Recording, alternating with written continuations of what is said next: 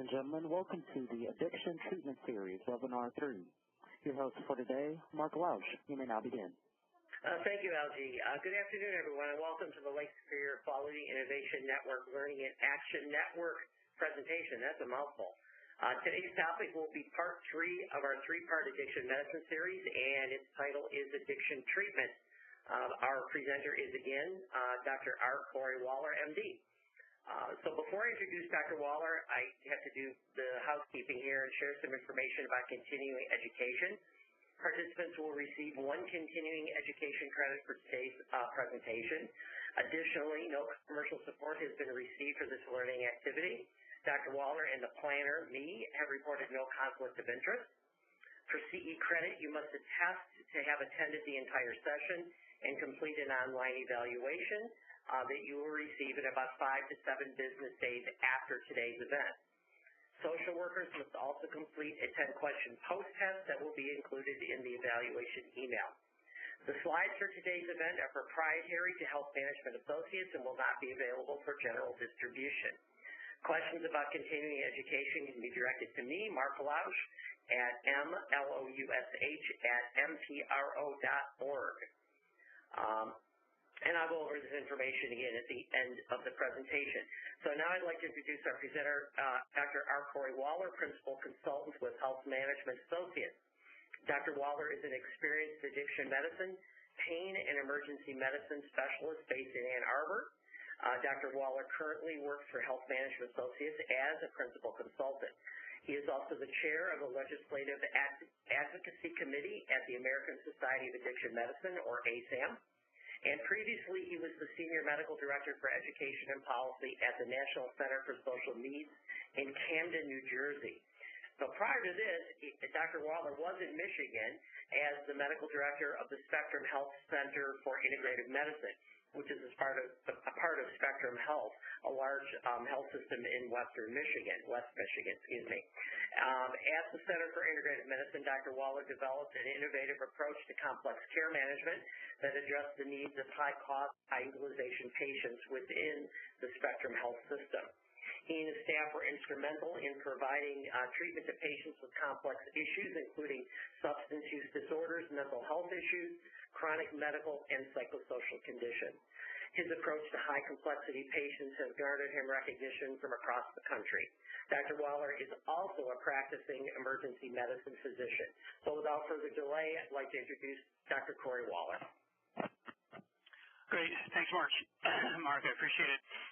So this is the third one. On the first one, we kind of, for those of you that have been on the first couple, we really tried on the first lecture to set the stage for, addiction is a chronic disease, that we need to build it out as an ecosystem or a line of service, for which one part of that is primary care, for which there are a number of gaps and barriers that we have to talk about. And then the last one, a little bit more of a mundane topic, but actually equally important, is the screening and how do you screen in a primary care setting and the different pathways and how do you set it up so that it's done to high fidelity and consistently and let you know if that patient is receiving care in the right level of care. And so on this one, what we're going to talk about is we've gotten to the point where we have identified it as a chronic disease, we've screened for it, and identified a patient that is appropriate to be seen in the primary care setting. And then what I want to walk through are some of the practical aspects of treatment that need to take place in a primary care setting in order for this to feel, really just like another cohort of patients that you're seeing, whether it's diabetes or heart failure and that, and kind of get past a little bit of the fear and stigma and I think a lot of worry that happens when you're first onboarding this subset of the patients. And we can also talk through some practical steps to make scheduling templates a little easier and things like that. Some of those things that a lot of times from an administrative standpoint can get in the way. So the objectives for this are there. So how do you choose your right patients, which we've talked about on screening. We're going to talk a little bit about special needs for pregnant patients if you have it, some workflow, documentation, and long-term planning and regulatory requirements. We'll pop through those. We'll spend a little more time on a couple. But I think it's really important to the first level set on kind of why we're doing this, right? And some very small amount of population health data. So 21 million people have an addiction, about 15 million with alcohol, and 3 even to 4 million with opioid use disorder. That 2 million number that's been bouncing around for a while has been regulated up based on new data to probably 4 million people. And it is the #1 cause of injury-related deaths in the U.S. and really the #1 cause for premature death under the age of 50. So that's crazy. And in 2015, we had over 70,000 deaths from overdose. It's still going to go up this year. The CDC does call it an epidemic, and it actually meets all the requirements for an expansive epidemic. And if we're going to do it, we really have to know how to understand it. So we've talked about recognizing that it's a disease that we can identify and that we do have evidence-based treatments. We know how to properly screen for it and get them into treatment. But now we need to actually move them into the system. And just as a reminder, as a part of this, it is neuroscience, right? It is the brain. We are working on aspects of the brain, the anterior cingulate gyrus, the nucleus accumbens, and the ventral tegmental area, and then the amygdala, periaqueductal gray. These are the anatomy of the reward system and relapse, and that is important. And it's important to know these places and what they do because it enables us to create a reality matrix with patients. And so making sure that we're using the same language with patients that they would get on YouTube or that they would get on the National Drug Addiction, NIDA's website, or anywhere else, and be consistent with that. Because if you had arthritis in your right knee, it's a knee. If you have PTSD, it's in the lateral bed nuclei of your amygdala. That's the part that's broken. So we know these places. If you have addiction, most of the issues that are happening are centered in the ventral tegmental area and the nucleus accumbens. It allows for this to be less of an abstract issue and more of a reality piece. I mean, something that is true that they can point to, and it feels less ethereal and much more just real and concrete to patients so that they know that they are working toward changing the amount of dopamine inside of the ventral tegmental area, pushing out to the nucleus accumbens, or that's released specifically there. And when you talk about decreasing the actions of craving, we're talking about changing the neurobiological matrix of the anterior cingulate gyrus. I mean, this is what's happening. If you're going to modulate internal pain because you have a patient who's got chronic pain, we all have opioid use disorder, then we're dealing with the periaqueductal gray and getting it to start doing its job of really helping us to deal with the pain internally. So these are important, and I can't stress it enough that knowing this is no different than knowing the anatomy of the cardiovascular system, knowing the anatomy of the nephron for those of us who have to deal with that at a higher level. All of those are things that we have to know and include in any of the pathways that we have conversations with patients. And if we look at the general approach to addiction, these are the same no matter where it's delivered. And while there be some specifics for primary care, there are general concepts that we all have to be able to put there. And one of that is we have to identify the severity so that the appropriate level of care is used. I'm just going to beat this one over and over because we do not put well-appearing 22-year-olds in the ICU, and we do not put unstable patients with sepsis on the outpatient setting. So we need to make sure that we're putting them in the right place because most of the frustrations and failures that I have identified in the primary care setting has very specifically been because the patient shouldn't have been there to begin with, and they are too severe to be in the outpatient setting, and they are wrecking the flow of that office. They are pissing everybody off at the front desk. They are making everybody in there feel uncomfortable, and it is not because the patient is bad or this. It's the disease is too severe to be seen in there. Just like it would be stirring up a hornet's nest on the floor of a hospital if a patient is in acute, significant alcohol withdrawal, uncontrollably so, and those people need to be in the ICU. So, again, redundant, but redundant for a purpose. We need to start medications early for those with addictions that have an MAT associated with it. And these are honestly going to be really opioids and alcohol medications for marijuana. And now that we've decided in all of our wisdom as a state of Michigan to legalize marijuana, when we could have just decriminalized it, we now legalized it. So this is going to be something that's going to be on every talk screen for a lot of people as they start showing up. So this is probably an area that we're going to need to put out some education for you guys, to understand this a little bit better. But for this one, the number one cause of admission for adolescents to addiction treatment for inpatient services is marijuana use disorder. And it has been for the last decade. So this is going to be an issue. We're going to definitely be seeing it in the emerging adolescent population at an even higher rate than we currently do, because it's going to be available. And we all know that availability of drugs leads directly to experimentation with drugs, and experimentation leads to risk, and risk leads to addiction. So, and that's the big thing. So start the medications early and often. In fact, starting the medications prior to getting them into behavioral health is more the standard now than it used to be. We have some good data to show that there's a subset of patients that once you start meds, that does most of the job. For mild patients in an outpatient setting, for opioid use disorder, medications are the primary treatment mode. It does not mean that they don't need some behavioral health, whether that be cognitive behavioral therapy, mindfulness-based therapies, or a combination of all the above, but it definitely needs to occur early. So starting medications early, and then don't stop medications if they're not going to behavioral health. Continue to push them to get there. Continue to motivate them using motivational interviewing techniques, which we've hit on a few times in the first webinar. But those motivational interviewing techniques, and I think I've said this on every single one of them, is if you could take one CME course, I would say take a motivational interviewing CME course. Find the coolest place you can go to and sit through that 8 or 16-hour course. Get a certification in it, because it is an amazing tool for getting patients to move through the stage of wanting to get better, and that works for all diseases, not just addiction. I mean, whether it's diabetes or hypertension or smoking cessation or weight management, it's really helpful.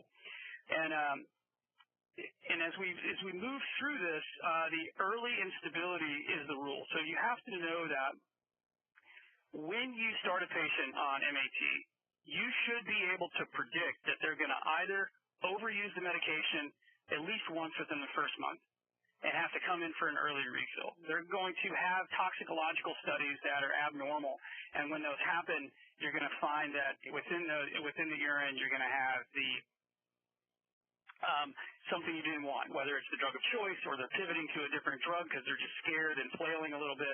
Those are things that become really important in being able to understand and identify and monitor. But again, not setting the expectations, at least for yourself, too high early, because if you do, you're going to be just frustrated over and over again. Rarely with patients with diabetes, when they're first diagnosed, do we get perfect glycemic control out of the gate. In fact, only for about 30% of people do we get perfect glycemic control. So if we just kind of use that correlate of diabetes management, then I think it will help to reduce some of the stress and frustration. And then tox screens are a vital sign. They're helpful. We don't fire a patient because they're relentlessly hypertensive. We work on how we're going to get it down and how we're going to do it. So if the tox screen is positive, but they're engaging in care, don't take it personally.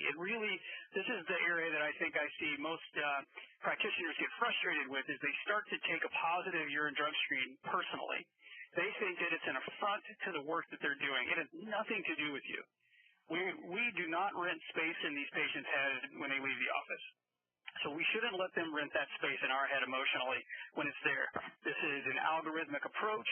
We need to be respectful and caring and understand that early, destabilized disease is the rule. And if a patient maintains that instability, then we may need to reassess them to make sure that they're at the right level of care, or that they're on the correct medication. Because remember, the medications that can be used for at least opioids are going to be naltrexone, as well as buprenorphine or methadone. And if you're in a primary care setting, you can't use methadone, so you would need to have a connection to a narcotic treatment program or an opioid treatment program, a methadone clinic, and get them set up to get that treatment in that setting and know what that referral pathway is. And they may also need just to step up into behavioral health care, which means that you would still continue to write their meds, but get them to IOP.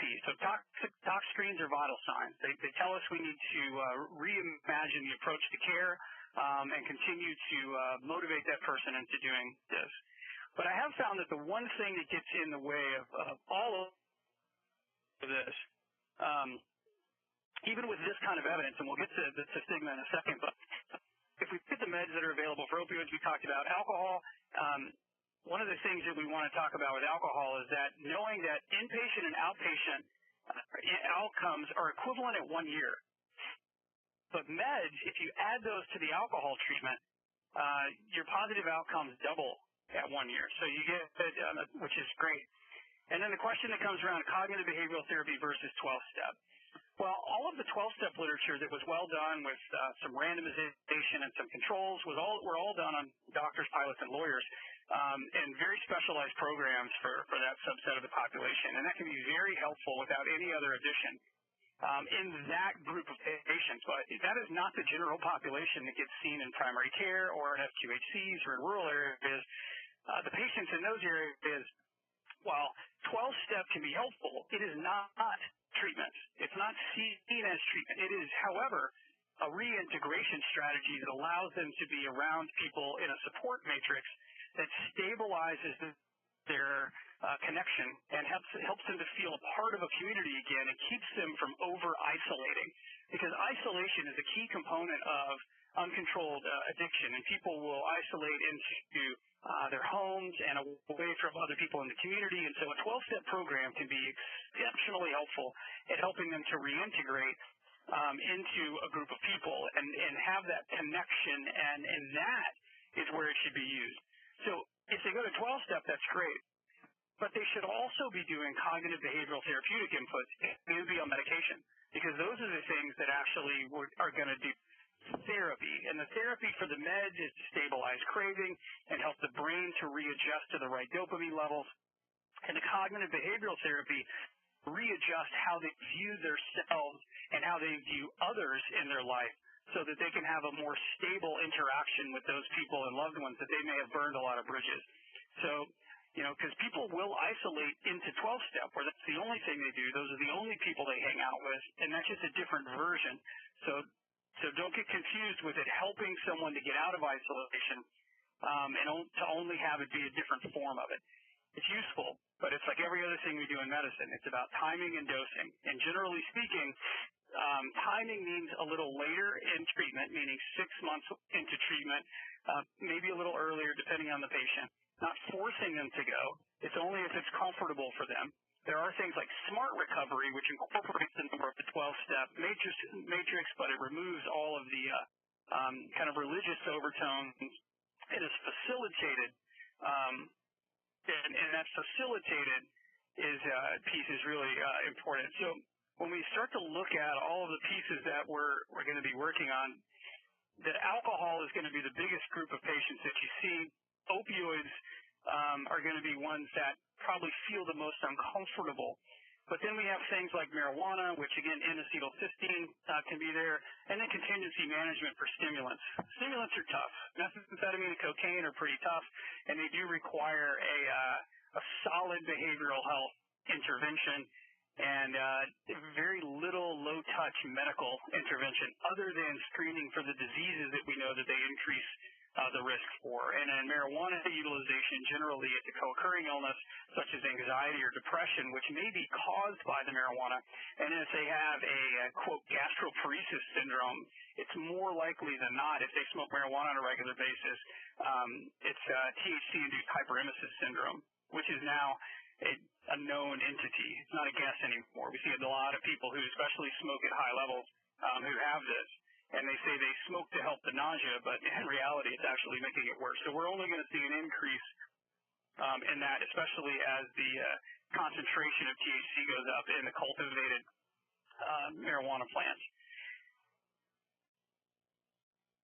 And then the retention in treatment, just remember, when they're in treatment and we have retained them, this is great, because now what we see with this is a reduction in the use of illicit drugs, which is great. We see a reduction in criminal activity, a reduction in needle sharing, reduction in HIV infection rates and transmission, and an increase in cost effectiveness.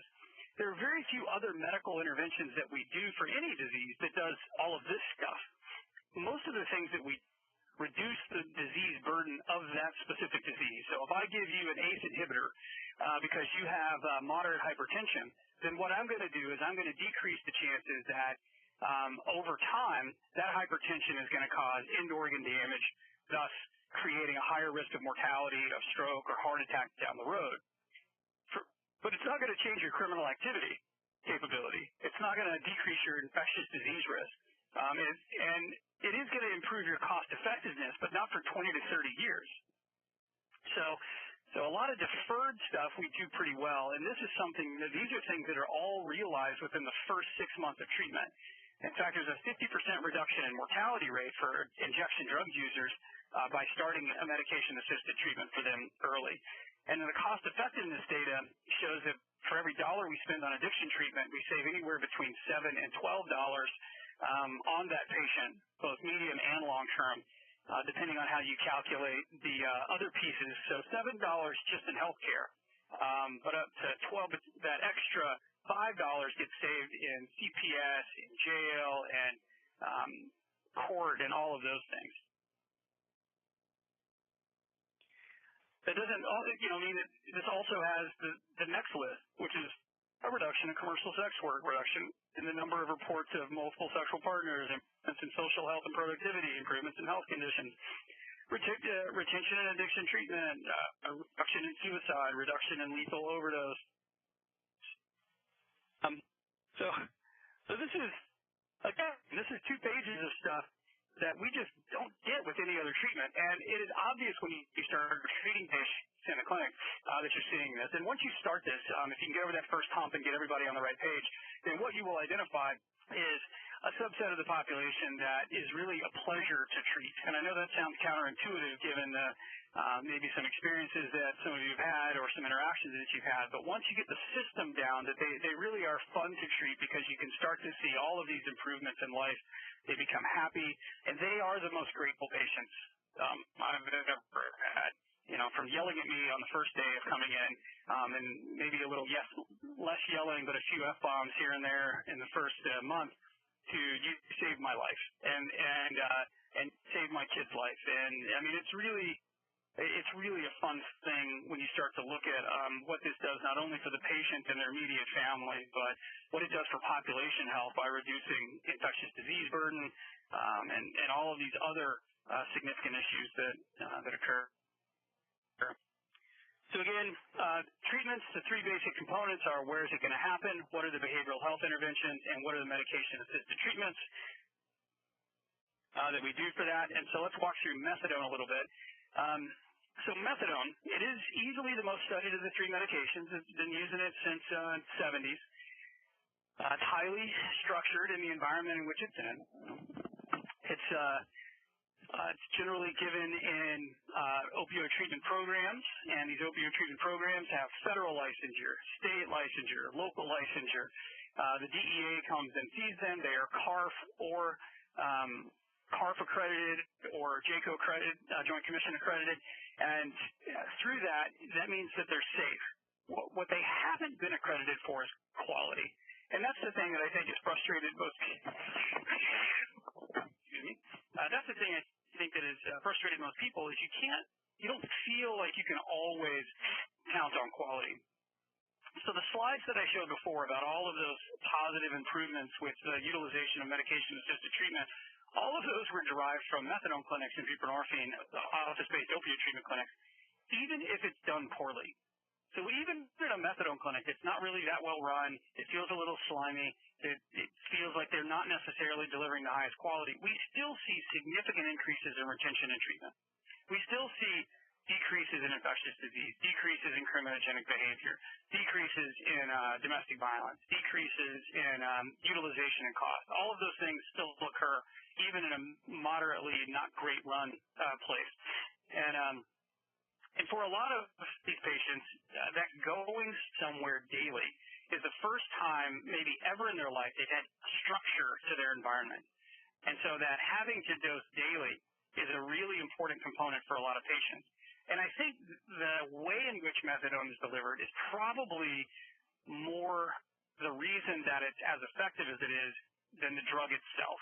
And if we had supplanted it with buprenorphine, then we would see the same retention and treatment rates and the same improvements that we see with this.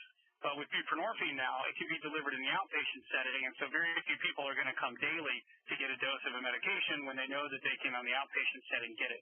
So there are pluses and minuses to that, like they can go to work, they can live their life, they can have some more freedom, they don't feel as confined. They're not consolidated into a treatment facility with only patients with drug addiction, which can enhance craving and relapse. So there are positives to it, but this is where methadone is, and it's still considered, standard of care for people with severe opioid use disorder. So those that we screen for, and we find that their DAS is off the top end, and they meet the DSM-5 criteria, whichever one of those screening methodologies we're using. When they hit severe, it is still kind of the standard.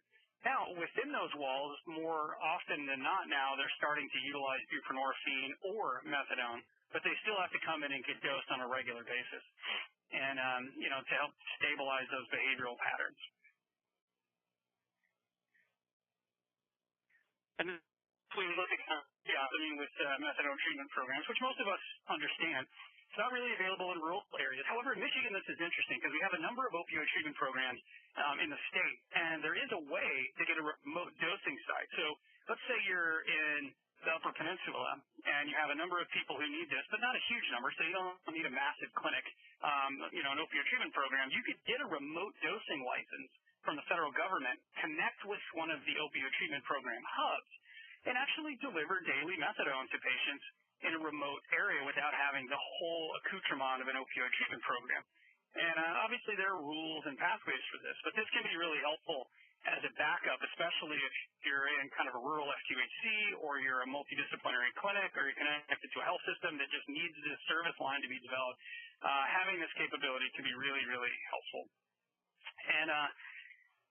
And again, because it has best outcomes, but the stigma is pretty high, and I think that's because people tend to always go to the one that they felt was the slimy one rather than the ones that work really well. And those of us in healthcare, because this is so disintegrated from mainstream healthcare, we rarely see success stories because they don't show up overdosed and they don't show up with infectious diseases because they go to work and they do these things. So we get this disproportionate allocation of methadone patients who end up in the emergency department or inpatient spaces or bounced out to primary care after a discharge from endocarditis treatment.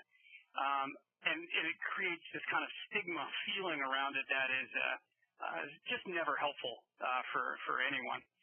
And then it requires good geographic association of the patient. So if they're going to dose daily, even if you set up this remote dosing clinic, it can still be a 45-minute drive every day, so an hour and a half every day just on the road to come get methadone treatment. That's not effective treatment for anybody. And so figuring out how to either shorten that distance or get the medicines to them through remote dosing or even mobile dosing are ways to do it that still allow the medications to be safely housed and monitored, but get the medications to the patients as they need them. And then when we have the hard-to-get patients off after a few years of treatment, this is something that I have gotten. It is a slow, arduous process with methadone because it's in the system. It's got a huge half-life, and if you've been on it for a long time, it's in the adipose tissue. It can take weeks to get out of the system.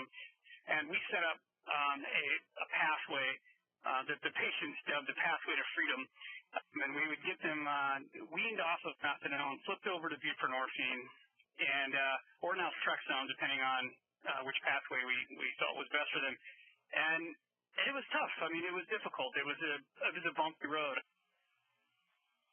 Patients have, I wouldn't call it a relapse because the behaviors did not reemerge from the addiction, but they did have what is kind of commonly called a slip. So they used a substance in between, but that's not truly a relapse because relapse would be a relapse into the full behaviors of addiction. But that's definitely a risk for full relapse, and so keeping them close. So it's a risky business and one that I would definitely get a specialist involved if you're going to be transitioning off or in between medications. If we look at buprenorphine, We have outcomes at 1 year, range between 45 and 65, and this has to do with where it's given, how you're picking your patient population. So if you're the only provider and you're writing only buprenorphine, then the patients who are more severe are going to fall out of the treatment. The patients who are less severe and could probably be on naltrexone are going to just not want to be on the meds, and they're going to fall out of treatment, and so it's going to be lower. So that has to do more with how accepting the patient is to care and how well your patients are chosen. Generally speaking, if you're going to go to the Laser Spine Institute and get lower back surgery, the reason they have such a high positive outcome rate is because they filter their patients incessantly. If you have any 5-centimeter bulge and one little disc on the right lower side that they can't get to, then you're not going to be one of their patients. And I think that's okay to think about a little bit in addiction. You want to optimize the patient for the right location. But when you're out in the rural space, like I've always told my friends of mine who chose family practice and they want to work out in these remote and rural areas because you get to do more. They still get to go in second in surgery. They do a lot more procedures. They get to care for everything that they want. You kind of have to take on some of these other things that you might not like. I mean, that's a part of getting to do more is also having to do more. And having to do more means you're probably going to have to take on some more complex addiction patients and have a better skill set to deliver that care. And buprenorphine is going to be one of those things that you're going to have to be able to use. So the medication forms for this are, however, really interesting because we have a parenteral form, a sublingual form, oral dissolvable tablets, mucosal films. We have a depot injection and an implantable. So we basically have every form imaginable now. And there are patients that are good groups for any of these. So if you do like to do procedures, then you should learn how to put the Probuphine implant in for patients on long-term stable buprenorphine because it's 6 months and it goes in same way that like a Norplant would or even the longer term. So if you're already doing long-term birth control, this is the same basic procedure. And it's a billable task. It has its own CPT code and actually has a pretty good margin. The depot injection that just came out, it lasts for a month. It's given in the abdomen, and it comes in 2 dosing forms. This can be something that's good for those patients who you've now titrated the dose. They don't want to have to come in. So these are good forms, especially in the rural space. And then between the other ones, the parenteral is generally used in the hospital. And then the difference between sublingual, oral, dissolvable, or buccal is more about what the insurance is going to pay for more than anything. But so there are a lot of different ways. We've calibrated dosing across all of these so that you have kind of a Suboxone equivalent dose, and you would know what those look like and what those are. The caveats, again, I don't think we still haven't fully locked down what the best pathway for induction is. We're still in the phase of, well, this is how I do it. I think we have the basic science down pretty well, and we understand the places, but how to really embed this into a primary care setting so that it's done consistently and predictably. There's still some variability based on geography, clinic setting, staffing, and all of those things that we have to look at. You got to watch for diversion. The interesting piece with diversion is that we have found that areas with higher availability of buprenorphine for treatment actually have lower diversion numbers. So the less access to treatment, the more buprenorphine is diverted because people don't want to go into withdrawal.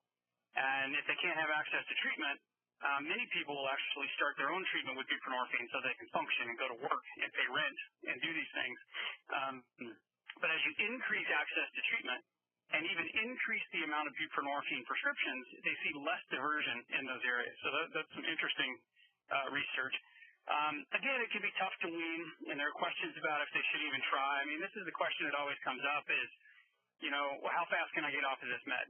We don't have that question about, we have a little bit of that question about ACE inhibitors and beta blockers, but for most patients, once you're on insulin, you're just on insulin. But maybe you lose weight and maybe you exercise, get lean muscle mass, and you can buffer it a little better, and you can just go to metformin. That's great, but it's a small percentage of patients, and we may have those patients, and I've successfully been able to get some patients off and following them up over 2 years. The ones we did, they did pretty well, but it was a super small percentage.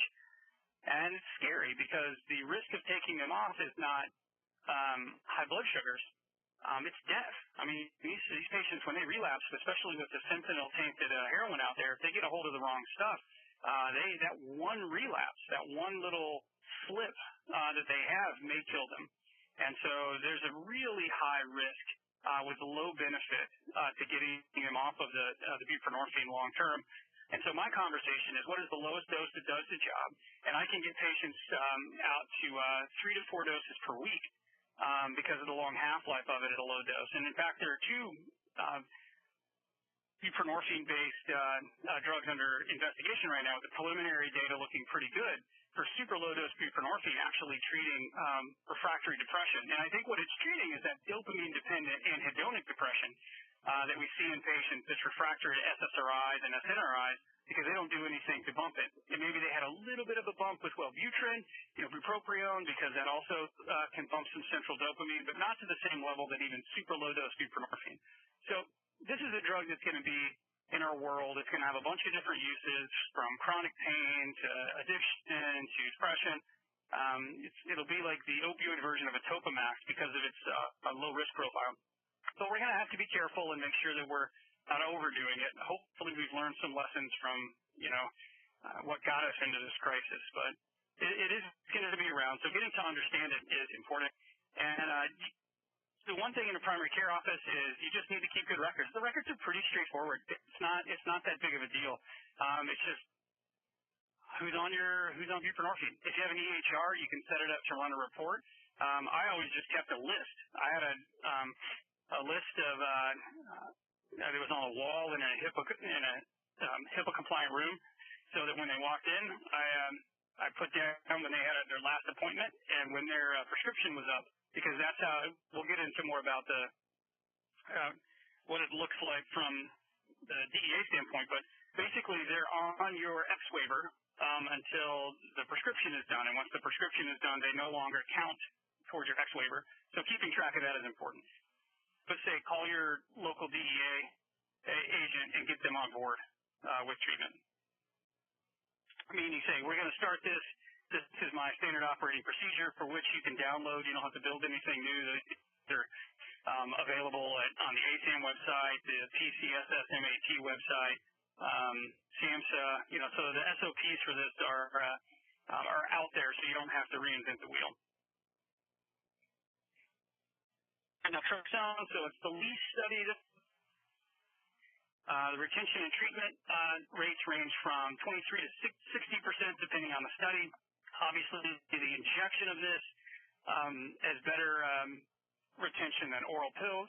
However, some of the data shows that if you pick the wrong patient, the retention and treatment is pretty cruddy, and then it drops off by almost 50% per month. So picking the right patients, I think this is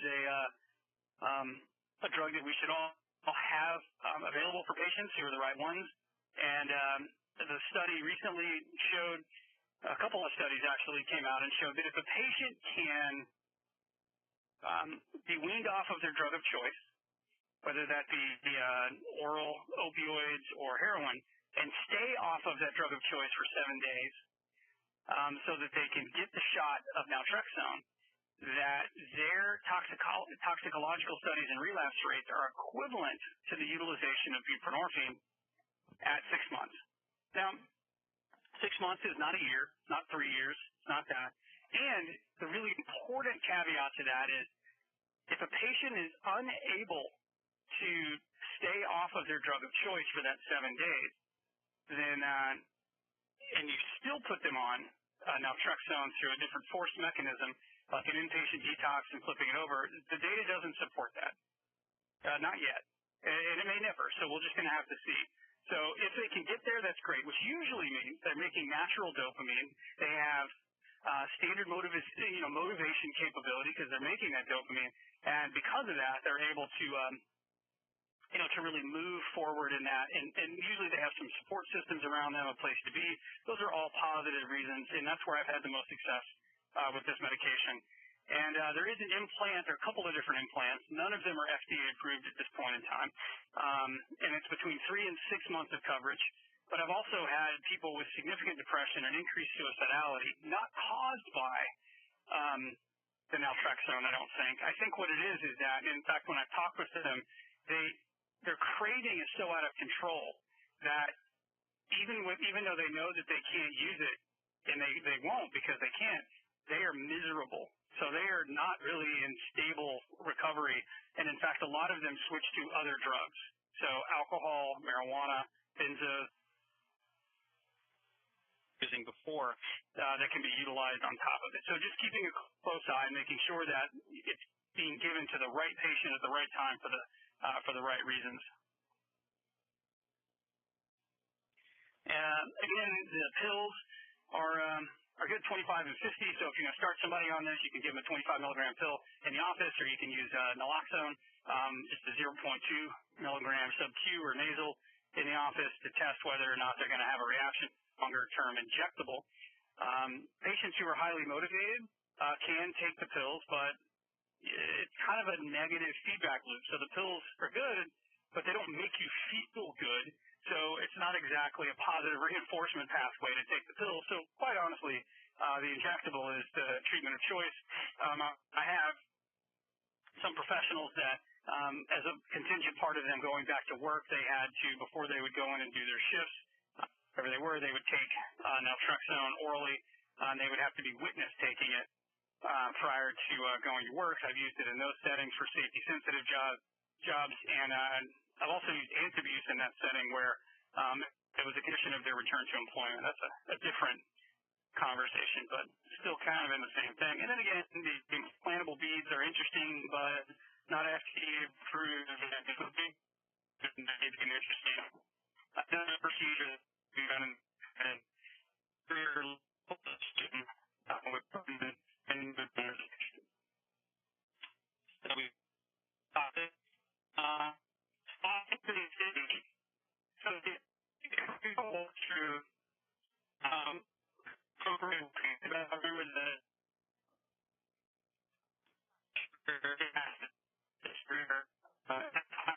opioid tending to secure the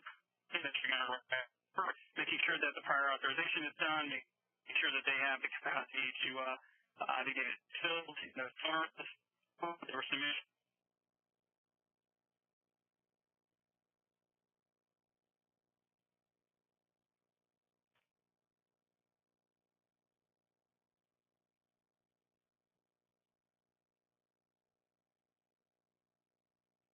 Seems to be having a little bit of problem understanding you. It was good for a while, and now it's not so good. Just a FYI. Okay.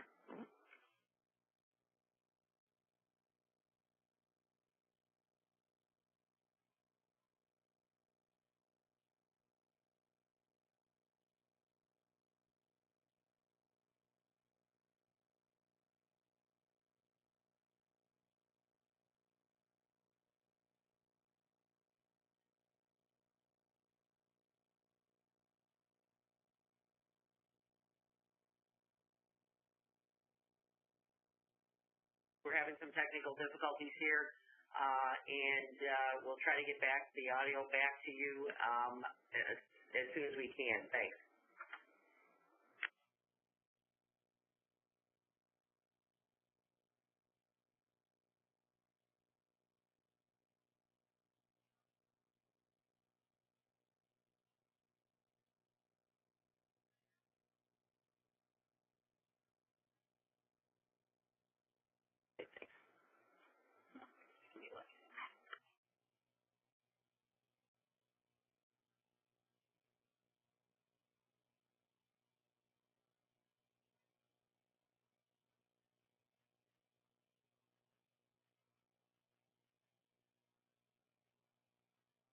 All right, sorry about that. A little technical difficulty, hopefully fixed at this point.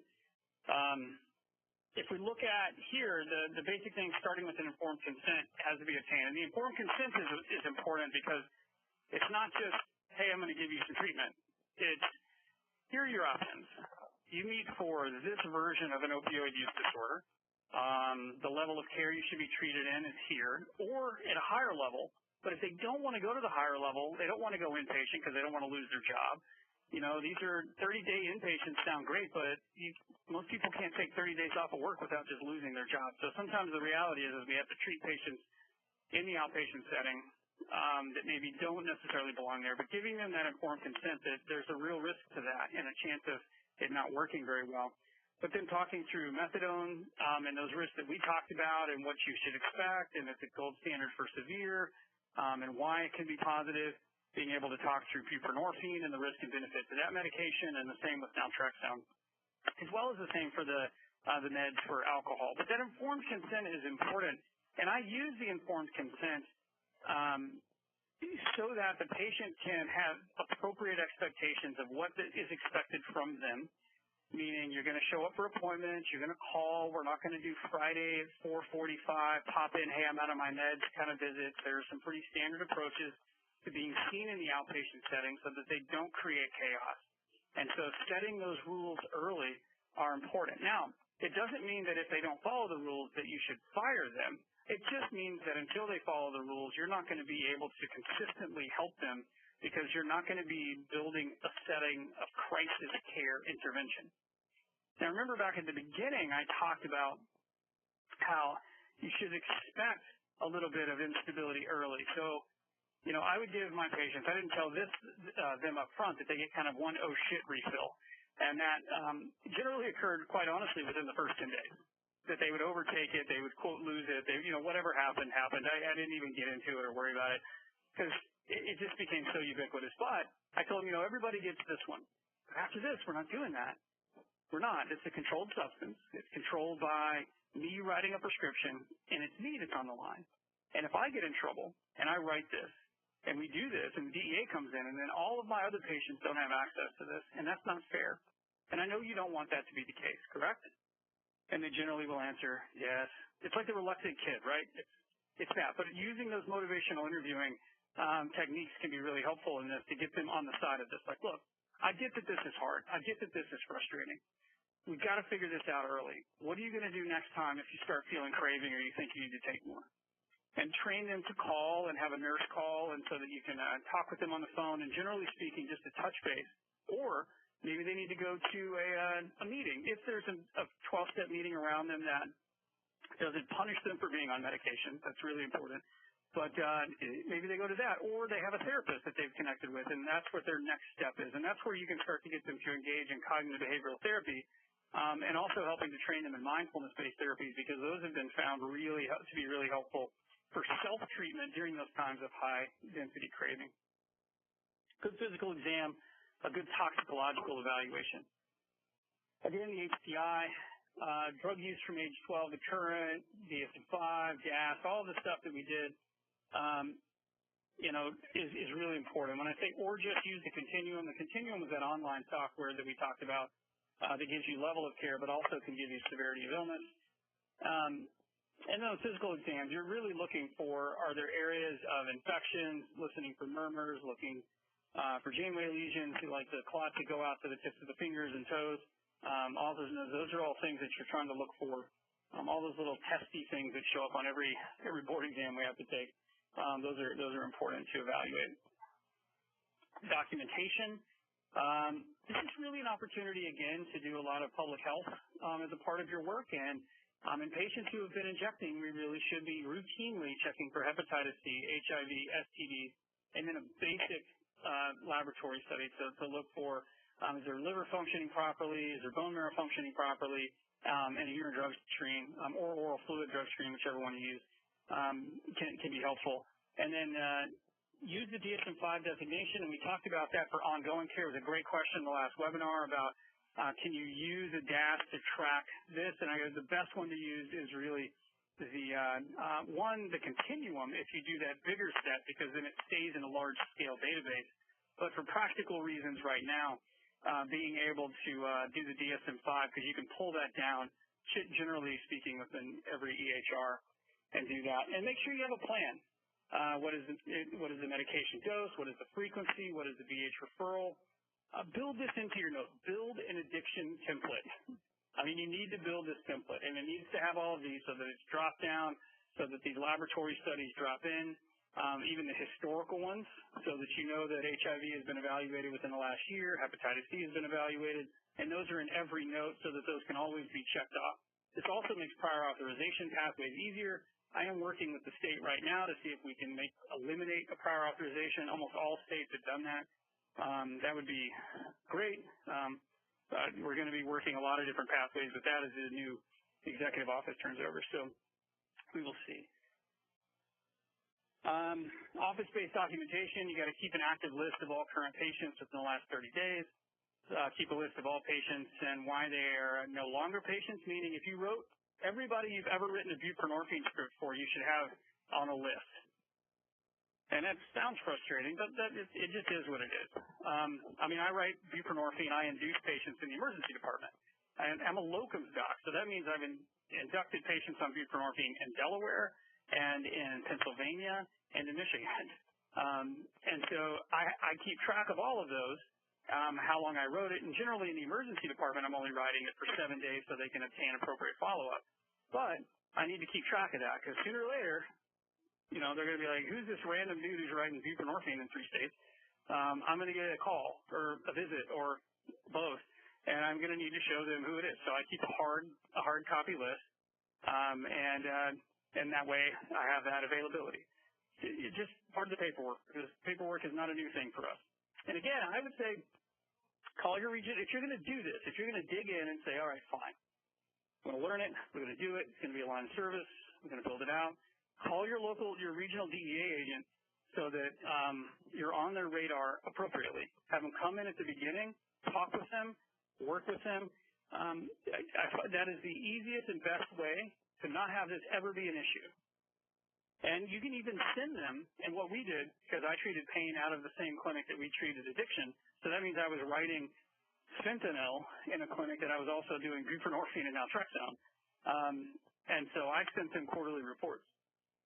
And to the point where they were like, stop, we get it, it's fine. But it's better to be on the safe side for how you're doing it and what you're doing so that it just doesn't become an issue. And then you don't have to worry about it. These are the dose equivalents if you're going to write them. And this is an example of kind of the long-acting buprenorphine and Probuphine if you wanted to deliver this implant. And then the Sublocade, this is it. So I know he said that these aren't available, but I'm going to actually, we're going to go rogue on this one, and I'm going to let you guys use this one for that. I'll let my boss get angry. But that's because I think there's a lot of information we're not going to get to what I think is important to talk about. And I put a ton of stuff in here, but I do want to leave some time for questions. But if you look through here, the typical opioid slip and what that looks like, there's a lot of specifics. You can use a Butrans bridge, and it talks about how to do that.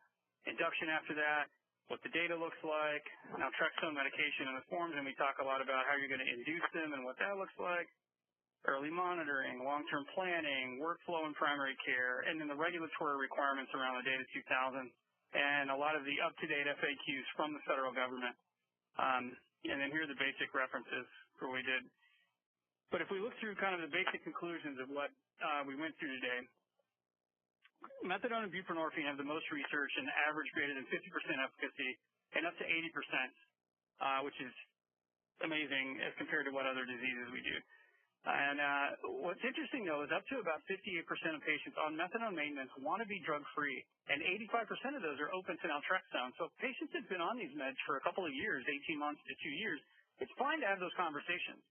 It's purely a conversation around risk and benefit. And we don't have enough data to be perfect with risk and benefit allocation and understanding about naltrexone yet, but we're getting there. And naltrexone, I think, is underutilized in patients who are motivated, specifically, and/or those in the criminal justice system for transition out. But we need to make sure we have landing spots for where those are. So there is no perfect answer yet, but there are some pretty good answers. And I think that if we look at something like cholesterol and the guidance on osteoporosis and cholesterol, those have changed every 5 years for the last 50 years. And many of them are 180 degrees from each other. So we know that in medicine, things mature, we get new data, we get new science. So this is going to be no different than anything else. The key is starting it, finding your niche, using the data and how it works within your setting, and then having someone to be able to bounce stuff off of when you need to. And that's where I think the PCSSMAT online resource is helpful because they can connect you with a regional mentor. And there are a number of them in Michigan that would be able to connect. And so we'll stop with that and take questions. It was a lot of information. And I skipped the video because it was a couple of minutes, but it was about stigma and how it's bad. Okay, thanks. LG, could you please let our callers know, or our participants, know how they can ask Dr. Waller a question at this time? Ladies and gentlemen, if you have a question at this time, please press the number 1 key on your telephone keypad. If you have a question at this time, please press the number 1 key on your telephone keypad. We are waiting for callers to join the queue. Thank you. Hey, Dr. Waller, in the interim, the Continuum software, is that something that practices would pay for, or is that available through ASAM, or how does one get in contact with that product? Yeah, so you can just you can just type in ASAM Continuum, and there's a website. It is so I don't think primary care services need to use the full continuum unless they're really going to dig in on addiction.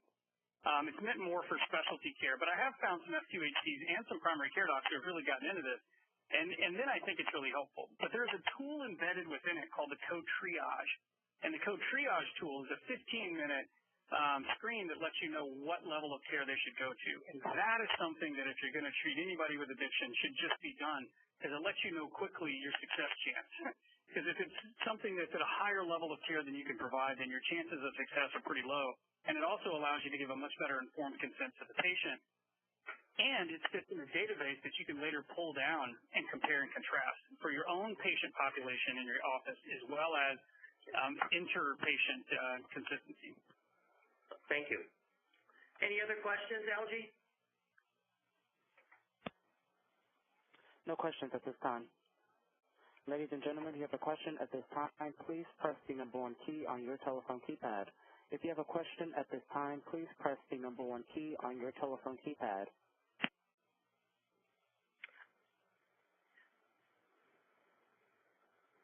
Hey, Mark, you heard me. You have my permission to distribute the PowerPoint.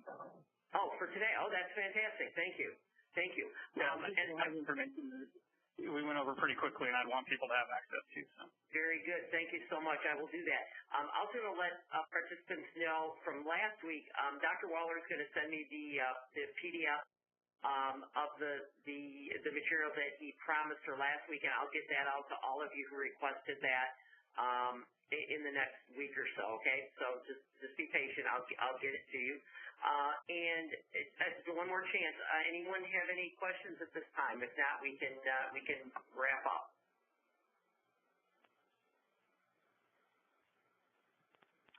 Okay. Dr. Waller, thank you so much for this excellent presentation.